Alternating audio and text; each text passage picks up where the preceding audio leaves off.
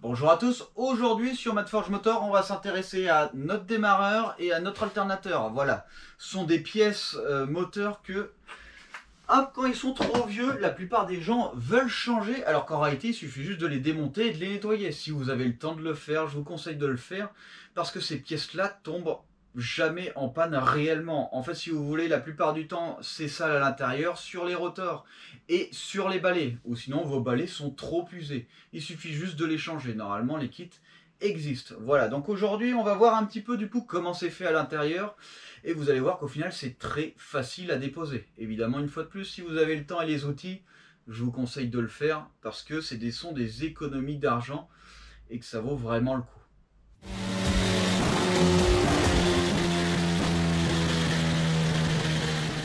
Alors, du coup ici on a le démarreur du prototype, et là on a le démarreur de la Manta. Voilà, en gros le démarreur de la Manta il a 36 ans, et le démarreur du proto il a 20 ans. Donc là le problème c'est que celui-là il a beaucoup de mal à démarrer. Alors soit ça vient du démarreur, on va regarder dedans, soit ça vient de ma batterie qui n'a pas assez d'ampérage pour démarrer le moteur. Sur celui-là c'est différent. Lui, ce qui se passe c'est que quand il est chaud, il démarre plus. Voilà, comme s'il n'y avait pas de puissance du tout.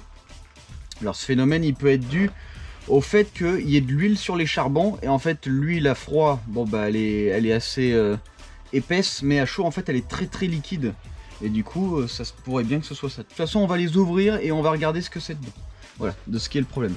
La plupart du temps quand vous avez un démarreur sur une vieille voiture qui démarre pas, c'est pas le démarreur en soi qui est vraiment cassé, c'est soit les charbons qui sont usés, soit vous avez de l'huile sur les paliers rotors. On va aller regarder ça tout de suite. Ok, donc on va commencer avec le plus vieux. Hop. Alors un truc important, cette pièce là, il faut surtout pas la remettre en la serrant. Il faut la laisser libre, parce que hop, elle a plusieurs emplacements possibles. Donc il faut surtout pas la resserrer directement, il faudra la resserrer sur le véhicule. Regardez, voilà, on peut choisir plusieurs positions. Du coup il faut la serrer uniquement directement sur le véhicule. Voilà. Donc ici, quand on le remettra tout à l'heure, on remettra, mais on ne serrera pas complètement pour le laisser libre. Ok. Hop. Maintenant ici, on a deux très longues vis. Ce sont des vis très longues pour ouvrir complètement l'intérieur. Ce qu'on va faire, c'est qu'ici, on va déjà enlever notre cosse. Voilà, pour pas qu'on ait de problème quand on va ouvrir. Normalement, tous les charbons sont de ce côté. Et de l'autre côté, après, il y a tout le système pour faire tourner le démarreur. Voilà. Au milieu, on va avoir les grosses bobines. Hop. Et on va regarder un peu à quoi ça ressemble dedans. Ah, j'en étais sûr. Quand c'est trop vieux comme ça... Ah, celui-là, il a bien voulu. Ouais, celui-là, il a bien voulu. Mais l'autre, il a pas envie. On va regarder. Hop. Donc, vous voyez, c'est très facile. Bon, le problème, c'est que quand on en a un vieux comme ça qui veut pas venir... Non, lui, il veut pas. On va essayer de trouver une nouvelle... autre chose. Non. Voilà. Alors des fois, un truc important, suivant la qualité de vos outils, ils seront plus ou moins précis. Si vous avez de la mauvaise qualité, ça va être un peu plus large. Plus vous achetez des outils chers et plus ce sera prêt, moins vous aurez à abîmer vos écrous quand ils sont vieux comme ça. Donc, la différence de qualité entre ça et ça, on la ressent. Hein. On voit qu'ici, hop, en fait, ça flotte un peu, alors qu'ici, ça flotte un peu moins. Et je suis sûr que si on prend Facom ou des grosses marques, c'est encore mieux. Voilà, du coup on a enlevé, hop, on voit que ça commence à s'ouvrir tout seul. Et on va tirer dessus gentiment. Ok, donc là ici il est pas trop mal. Voilà. Alors, on va ouvrir aussi ça. Normalement il vient... Oui, normalement il vient tout seul. On va voir ça. Ouais, alors c'est ici où la plupart du temps il y a de la graisse. Quand je mets mon doigt, on voit que c'est un peu particulier. Hop, donc ici en fait il va falloir nettoyer ça. Voilà. Je pense que ça va être bien mieux après. Ouais, c'est un peu... Et ça va encore, hein, c'est quand même pas trop mal. Hein.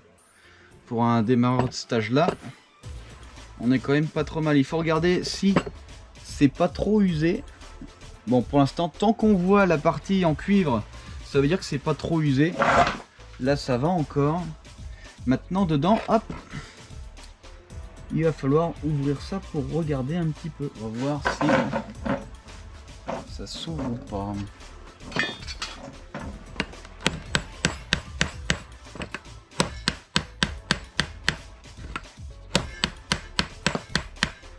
Voilà, c'est un peu vieux.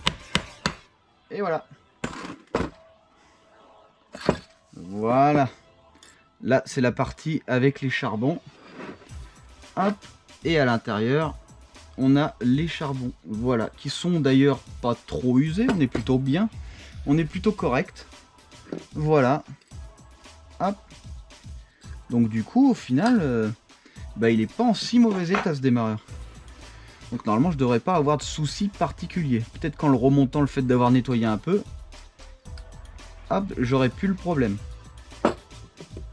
Voilà. Ok. Après la partie la plus, entre parenthèses, désagréable, c'est la partie où il faut remettre du coup les cosses là. Voilà, les charbons. Où il va falloir les remettre dedans sans avoir de soucis. Hop. Voilà, tac.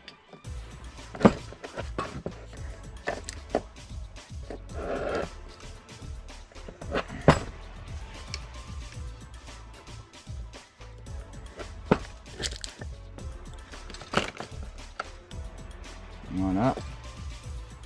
Et voilà. Là, on est remis. Il faut regarder si... Hop, si ça va bien ici. Tant que ça tombe dessus, eh ben on n'est pas trop mal. De toute façon, on peut pas vraiment se tromper en le remontant parce que sinon ça va nous empêcher de mettre nos vis. Nos vis qui passent entre les trucs. Voilà, entre chaque endroit. On voit que là il y a un arrondi exprès. En fait c'est parce que la vis passe ici. Voilà. Donc ici en fait, hop, on peut pas se tromper. Donc voilà, donc ici cette partie est remontée. Par contre, pour mettre l'autre partie, là c'est plus difficile. Ce qu'on est obligé de faire, on est obligé d'enlever cette partie intérieure. Et vous allez comprendre pourquoi. Et oui, évidemment, tout est rouillé. Voilà. Voilà.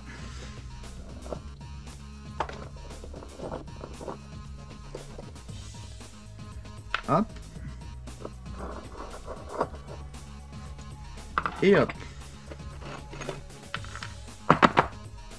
Ok.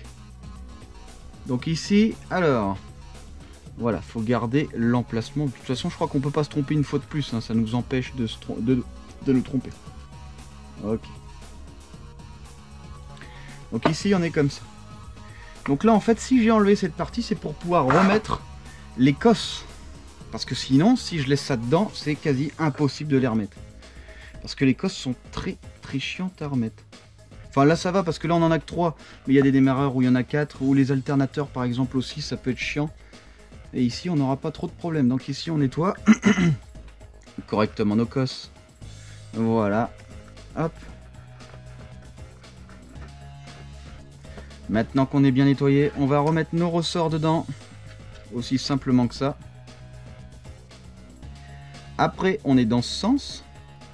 Voilà. Et maintenant faut pas se tromper. Hop, de toute façon, il nous empêchera de nous tromper puisque les fils sont prévus pour un certain emplacement.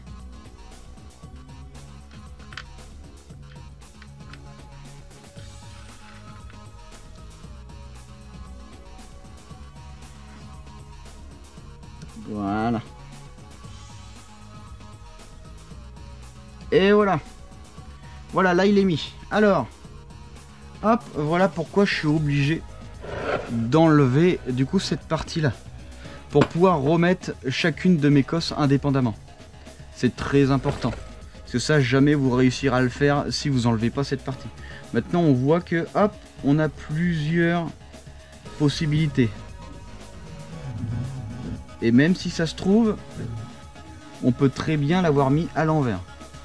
Mais là, je pense que là, on n'est pas trop mal. On va regarder, parce que peut-être que la cosse basse est par là. Donc ici, hop, on se met comme ça. Voilà.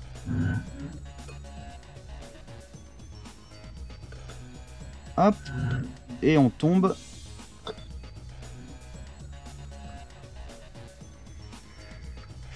Tac.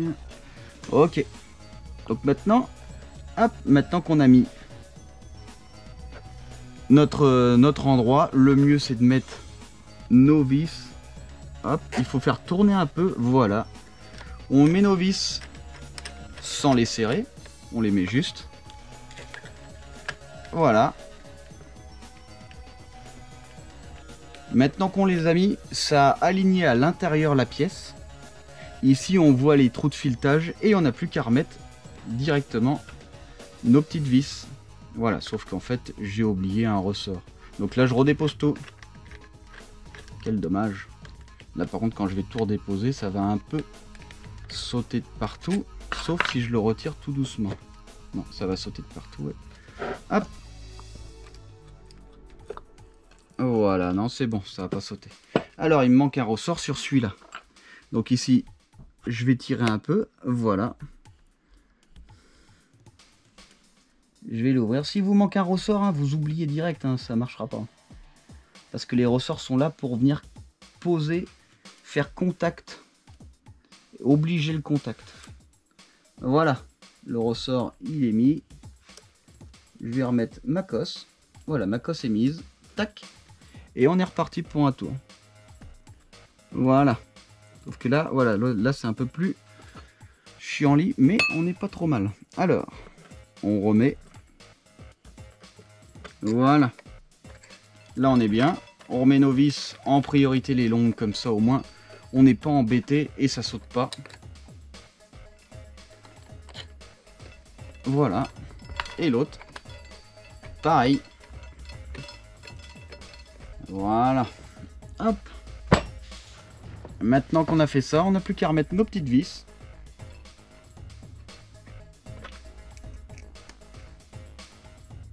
C'est très très facile. Très facile à faire, hein. N'importe qui peut le faire. Voilà, donc si jamais votre démarreur il a des soucis, il démarre pas, machin, ou il se lance mal, ouvrez-le. Ouvrez-le si vous avez le temps, évidemment, si vous avez les outils, évidemment. Vous l'ouvrez, vous le nettoyez, vous le remontez. Si ça marche toujours pas, bon bah là, vous serez sûrement pas en capacité de le réparer, hein. C'est aussi simple que ça. Mais si vous tentez pas, vous ne saurez pas. Et là au final, celui-là il m'a l'air pas trop mal, il était pas très sale, il va falloir que je refasse des essais de démarrage à chaud. Voilà. Mais en tout cas, déjà, hop, on est pas mal. Ok. Voilà, ici ma cosse. Très important. Ce qui me permet de faire le contact. Du coup, avec le démarreur à l'intérieur. Voilà. Ok. Ah. Non. Ok, là c'est bon. Là c'est bon. Et après on remet notre plaque, mais on la serre pas. On la met juste. Tac. Il faut surtout pas se tromper de sens, hein. Voilà. Donc moi il allait comme ça. Ça c'est vers l'extérieur du moteur. Donc forcément ma plaque, elle peut pas être comme ça. Parce que ça c'est vers le haut. Et mon moteur il est par là. Donc cette plaque elle va forcément dans ce sens. Voilà. Que je me trompe pas, hein. De toute façon je le verrai bien sur le véhicule quand je le montrerai. Ok, maintenant j'ai plus qu'à remettre ça sans les serrer. Voilà, c'est très facile. Ok, donc maintenant, on va s'intéresser aux alternateurs. Voilà, donc l'alternateur, hein, c'est très simple. Votre moteur, il tourne, hop, ça vient tourner. Du coup, à l'intérieur, il y a des bobines et on vient créer un courant. L'inverse du démarreur. Le démarreur, en fait, on envoie du courant pour le faire tourner. L'alternateur, c'est l'inverse. Et on peut faire, du coup, des conversions. Alternateur moteur, moteur alternateur. Voilà, donc ici, deux conceptions. On en a une où tout est à l'intérieur. On en a une où les charbons sont à l'extérieur. Gros avantage évidemment avec charbon extérieur, c'est qu'en fait on n'a pas besoin de tout démonter pour regarder nos charbons. Il suffit ici, hop, d'enlever juste les vis. Voilà, en fait c'est très très simple. Voilà, et on a direct nos charbons. Voilà, aucun problème. Donc là ici, hop, par exemple, bon ça va encore. Ils sont pas trop sales, mais voilà, ça mérite quand même le coup de nettoyage. Voilà. Ok. On voit qu'il y en a un qui est plus haut que l'autre. C'est qu'il y en a un qui est plus usé que l'autre. Hein. C'est tout. S'ils sont pas à la même hauteur, c'est pas normal. C'est juste qu'il y en a un, il est plus usé que le deuxième.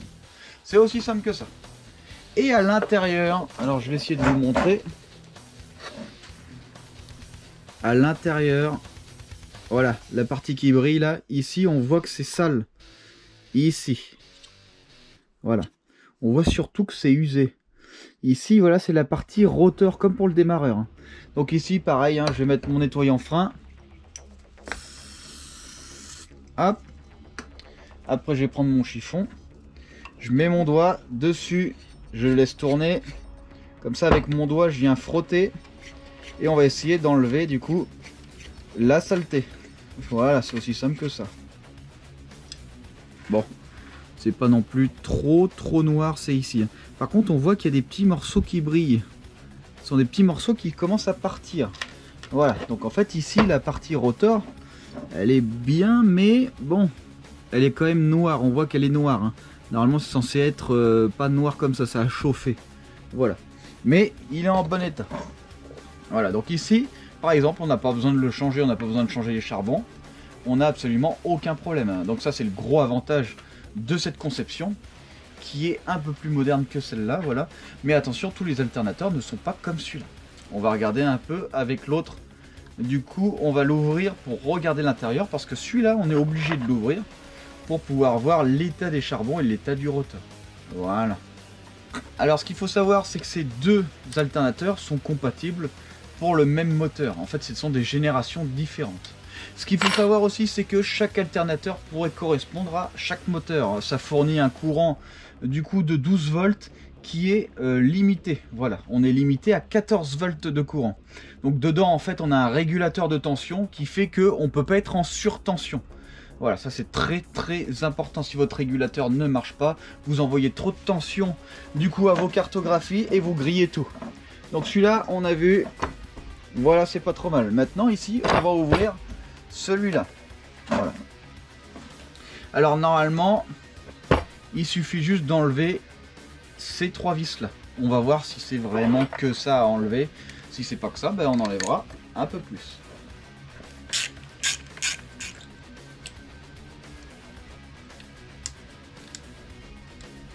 Voilà. Donc là ici, on a enlevé la partie du coup, hop, rotor ici. Alors là, l'alternateur, on voit bien qu'il subit bien plus que le démarreur. On voit, hop, qu'ici, voilà, on voit qu'il s'use vraiment.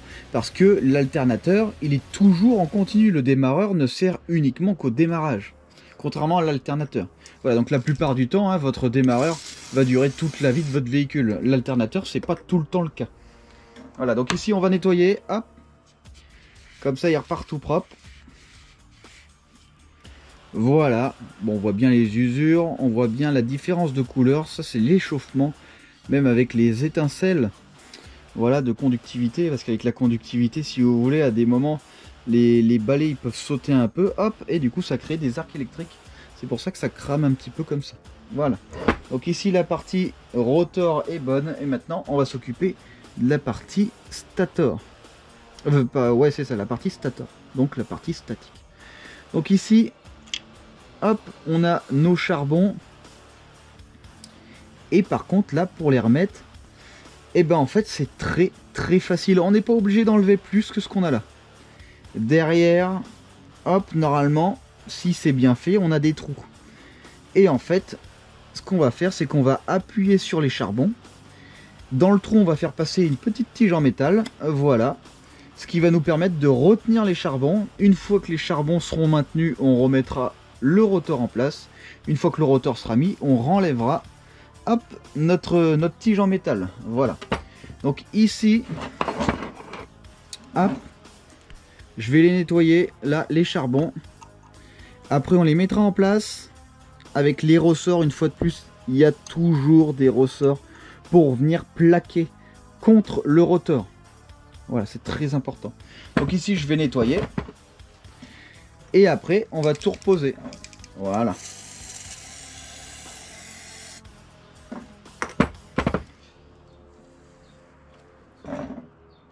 Donc là, je vais essayer de mettre le premier, hop, le premier charbon. Voilà, malheureusement, je peux pas vous montrer parce que là, on est vraiment à l'intérieur. Je vais venir insérer la tige par dedans et je vais venir retenir mon premier. Voilà. Alors, je sais pas si on va bien voir. Oh non, on verra rien. Malheureusement, en fait, si vous voulez, hop, ici, celle-là, je l'ai rentrée dedans comme ça. Voilà, j'ai appuyé dessus. En même temps que j'appuyais dessus, ici j'ai poussé ma petite tige pour le premier. Le deuxième, on va le faire. Là, je ne la mets pas tout de suite parce que d'abord il faut mettre le ressort. Là, c'était juste pour vous montrer. Voilà. Donc là, je le renlève. Hop, je vais mettre le ressort. Voilà. Maintenant, je prends mon balai. Je le mets dedans. Une fois qu'il est dedans, j'appuie. Et là, je viens enfoncer, hop, ma tige. Voilà. Donc voilà, les balais, les charbons sont bien dedans. Ici, ma tige retient mes deux charbons qui sont maintenus par des ressorts à l'intérieur. Voilà, dès que j'enlèverai la tige, en fait, hop, ça va venir se remettre contre le rotor. Donc voilà, donc maintenant c'est très simple, hein. On prend notre rotor, hop, et on va le remettre. Voilà, alors là, on peut le remettre à 3 positions différentes. Je crois bien que c'est du 120 degrés, 120 degrés, 120 degrés. Voilà, donc après, est-ce que ça va être gênant quelque part? Ça va être gênant pour la position de votre prise ici par rapport au reste. Mais vous pouvez le mettre sur 3 positions différentes. Voilà, admettons, je le remets ici. Voilà, on va voir s'il y a des soucis ou est-ce qu'il faut que je respecte réellement une position. Ça, on va vite le savoir.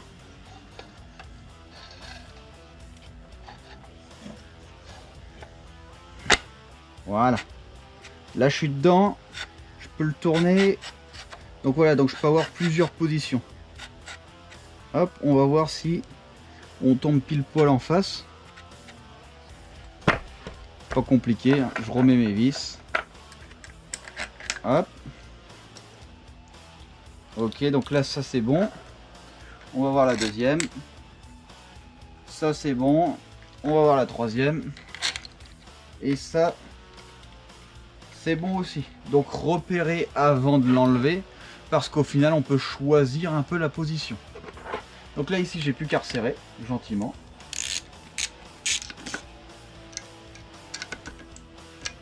Et voilà. Là, on a fini. Et surtout, il faut pas oublier d'enlever votre tige ici qui maintient les relais. Les balais, pardon. Et voilà. Et maintenant, votre alternateur, il est bon. Il a été nettoyé. Les balais étaient bons. Donc là, il n'y a aucun souci. Voilà. Alors, ce qui s'est passé avec notre prototype, c'est que j'avais du mal à démarrer. Parce qu'en fait, j'avais le démarreur qu'on a vu tout à l'heure, mais la version 8 soupapes, c'est en fait cette version.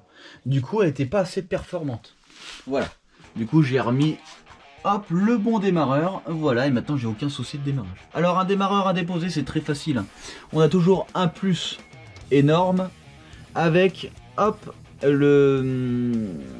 comment dire, le contacteur du coup pour le solénoïde, celui qui va vous permettre du coup d'envoyer le courant directement à votre démarreur.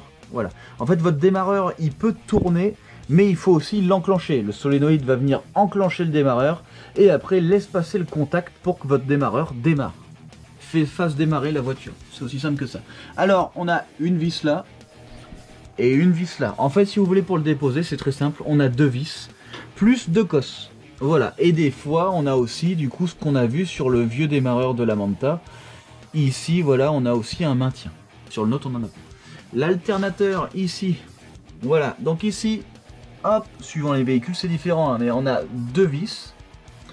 Et on a un tendeur. Donc ici, en fait, on peut décaler l'alternateur. C'est lui qui fait la tension de la courroie. Voilà. En tout cas, sur ce modèle-là, c'est pas tout le temps le cas. Alors, est-ce qu'on voit? Évidemment, on est caché. Voilà ici. Hop, donc pour tendre cette courroie, qui est directement au vilebrequin, évidemment, il va falloir jouer sur la position du vilebrequin. La position de l'alternateur. Voilà, c'est la position de l'alternateur qui va faire plus ou moins la tension de votre courroie. Voilà, donc en fait c'est très simple. Et sur celui-là, vous avez une cosse principale et sur la plupart des véhicules, il y a une deuxième cosse, celle qui vient mettre votre voyant alternateur au tableau de bord. Voilà, donc le voyant s'allume si jamais vous n'avez pas de courant. Donc si ça vous arrive, démontez votre alternateur, nettoyez-le, remontez-le, regardez si vos balais sont toujours bons, sont assez grands. Et si c'est le cas, vous remontez tout, normalement vous ne devrez pas avoir de problème. Les alternateurs et les moteurs démarreurs sont des éléments qui sont jamais cassés en soi. C'est toujours soit les balais, soit le rotor. Quand c'est le rotor, là, on est obligé de jeter. Hein. Mais un démarreur, ce sera jamais le rotor parce qu'il est quasiment pas usé. Ça peut être les balais. Voilà. Mais surtout, si vous avez un problème de démarrage ou un problème de tension électrique, votre alternateur est démontable et c'est très facile comme on a vu. Alors, ici, on est sur de la vieille conception. Peut-être que sur les voitures modernes, c'est différent, mais honnêtement, j'en doute un petit peu. Peut-être que sur les voitures modernes, c'est encore plus facile, comme ce qu'on a vu tout à l'heure, avec directement les balais qu'on peut enlever sur le côté et on peut nettoyer le rotor directement dessus. Si cette vidéo vous a plu, surtout, n'hésitez pas à partager, n'hésitez pas à mettre un pouce bleu. Et pour tous ceux à qui ça intéresse, du coup, un petit peu tout sur les véhicules, même de construire sa propre machine, hein, le top, franchement, c'est vraiment top. Je sais même pas comment expliquer ça, c'est vraiment une sensation pas mal de construire sa propre machine, de pouvoir l'essayer et que ça marche vraiment fort. Surtout si tout ça vous intéresse, rendez-vous sur Mad Forge Motor.